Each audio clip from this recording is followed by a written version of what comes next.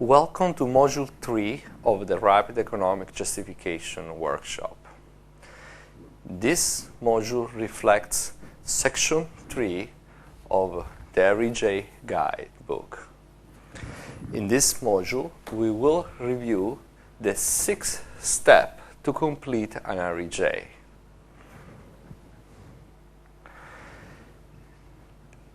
The REJ process is divided into steps, represented in yellow, and activities, represented in blue. The activities are all organized in a sequential way, and no steps is redundant, and no activity is redundant. Everything is required will be used later on.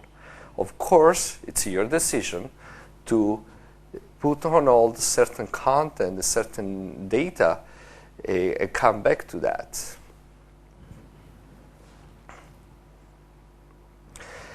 So, in defining step number 1, we want to start with the purpose in mind.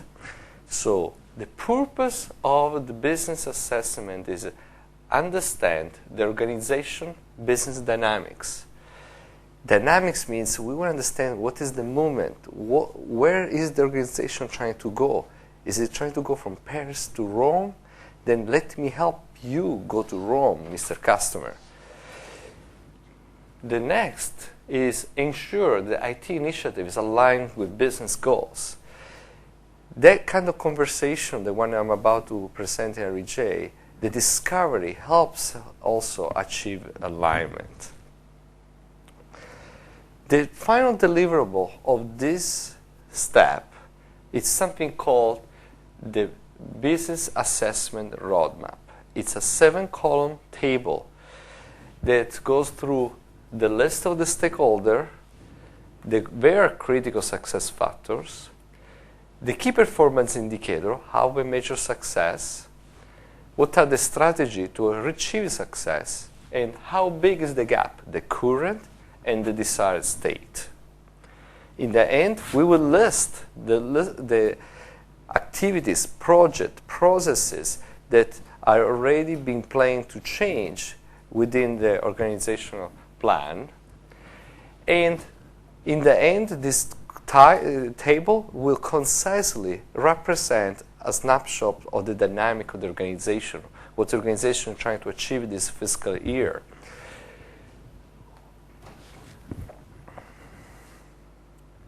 Now, how do we build this table? The first question is, if I need to fill in the stakeholder list, where do I start? How do I know where are the stakeholders? Well, let's be realistic.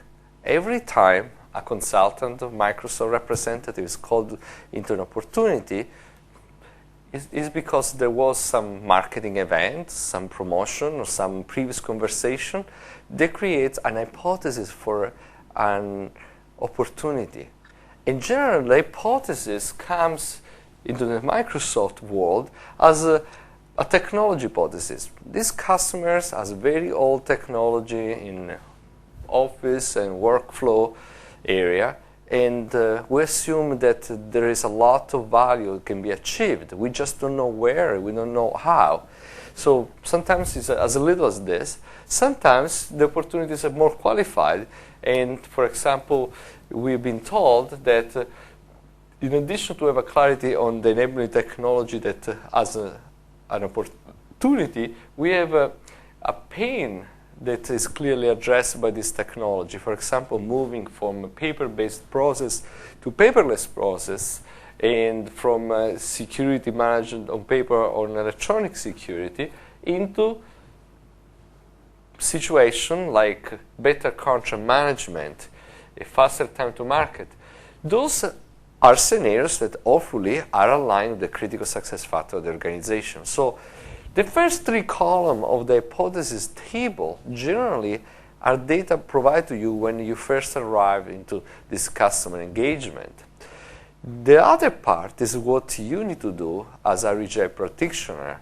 It means you need to start applying your skill to add a layer of abstractions. Try to understand that is this something just related to this scenario? There is something bigger that applies to the entire corporation, for which an opportunity to address a contract management can become an enterprise-wide Office deployment, SharePoint deployment, a big value, millions of dollars other than $50,000. That's the role of a practitioner REJ to optimize any lead for maximum value creation in the interest of the customer value creation and the interest of Microsoft to be a partner for value. So at this point, we go to the fourth column. That is where consulting skills apply. And the fourth column is, what are the high leverage characteristics? In the sense that in this example, we're talking about contract management, we're talking about paperless process and compliance. Well, very likely, any situation where we require lots of rework, need a lot of respecting or changing regulations, those are things that this company is behind because the technology is behind, the attention has not been focused there. So if we do a good job, we might be able to find similar conditions applying through departments such as procurement, legal, marketing, and sales. So we went from a small opportunity now to an opportunity that goes across 5 or 6 departments. Then we take the representative for every department, for procurement, the COO, for legal, the VP of Legal Affairs, and so on. And those are our stakeholders, the people that we need to interview to see if this opportunity is aligned to their critical success factor. So once we've filled in this table and everybody in the working team has agreed that the hypothesis is well documented, and therefore we're always working starting from the same point, very important issue in a consulting job at the strategy levels layer.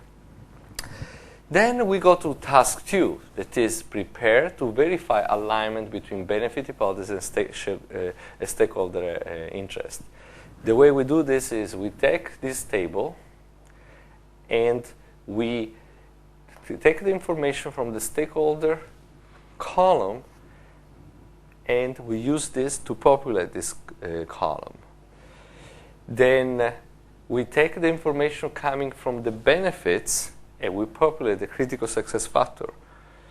Then we take the information from the change that we are projecting and we start populating the column of the gap and the information about the area of high leverage that we have seen as possible processes and activities that the customer is trying to implement during this fiscal year.